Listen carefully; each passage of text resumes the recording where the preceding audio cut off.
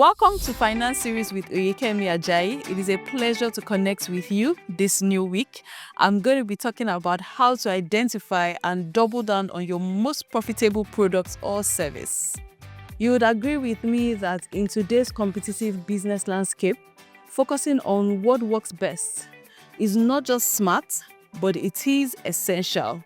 So as a business and even as an individual, you need to identify and double down on your most profitable products so that you can significantly boost your revenue, streamline your operations, and strengthen your market position.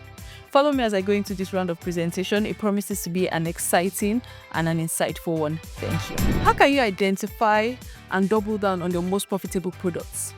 Here's how to do it effectively. Analyze your sales and your profit data. So you need to start by digging into the numbers. You need to get ready to get involved in the numbers. And how do you do it? Let's look at revenue and the profit of a business. Revenue and profit are two different things.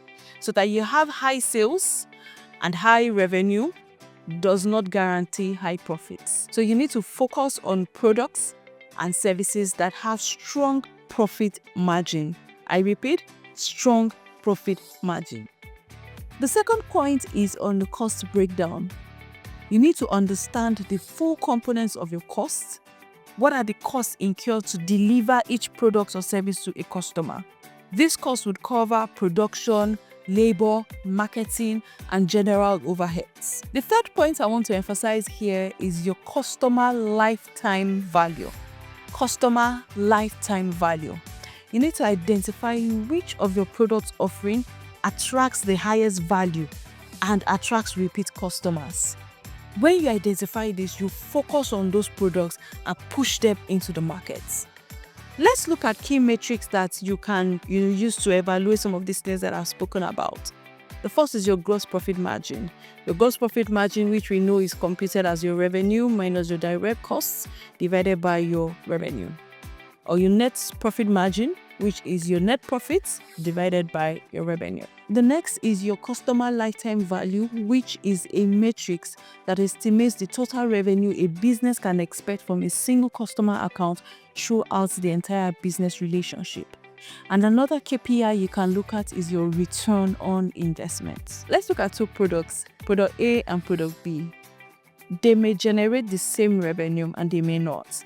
But product A has a gross margin of 30% and product B has a gross margin of, let's say, 50%. And when you deep dive, you see that product B has a lower cost of production than product A. What we are saying is focus more on product B. Offer more of product B to the market because you have higher margins. But you don't need to stop there when you want to make that decision. You still need to evaluate again. For product B, do I have a lot more customers? Do I have a lot of repeat customers? Is it a product that satisfies customer needs and their preference? If the answer is yes, you would be able to focus more on product B and increase the profit margins that you would get from product B. So I hope that's helpful, and I hope you're able to get that analogy. The second point is identifying patterns and trends. Are there common traits amongst your product performers? So for example, all your products, are they solving a specific problem? Do they appeal to a particular customer segment? Are they seasonal in nature? Or is the demand for these products, consistent? Is it continuous all through the years? Or is it seasonal in nature? Where you have these products with demands that are seasonal, you need to be more strategic. Take strategic decisions on how you resource for this product, how you source for the inputs, and how you push out these products into the market. The third point is your customer feedback. As much as possible, I encourage businesses to gather feedback from their customers because your customer can tell you a lot about what is working or what is not working. Make sure that you use surveys or reviews to get this feedback so that you can easily analyze them. You need to also understand what your customers love, what they also learn or would like about your products, things that they want to improve on. You need to get all that information and ensure that you implement these things. Don't just get the feedback, but take the step to ensure that it is implemented in your business. And as much as possible, if you have reviews and testimonies about your product, please showcase them. Don't be afraid to put them out there on your social media handles, on your page, your website. Ensure that you put it out there to sell your brand. The next point I would like to emphasize here is on operational efficiency, because this would help you to identify your ability to scale as a business.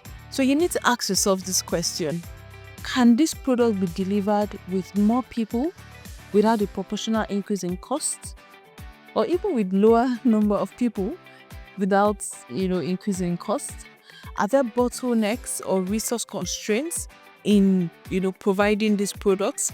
Can the process of providing these products be digitalized or outsourced or even automated? Now, you should also remember that high scalability is equal to high long-term profitability. So if you are able to focus on offerings that are both profitable and scalable, it would help you as a business in the long run.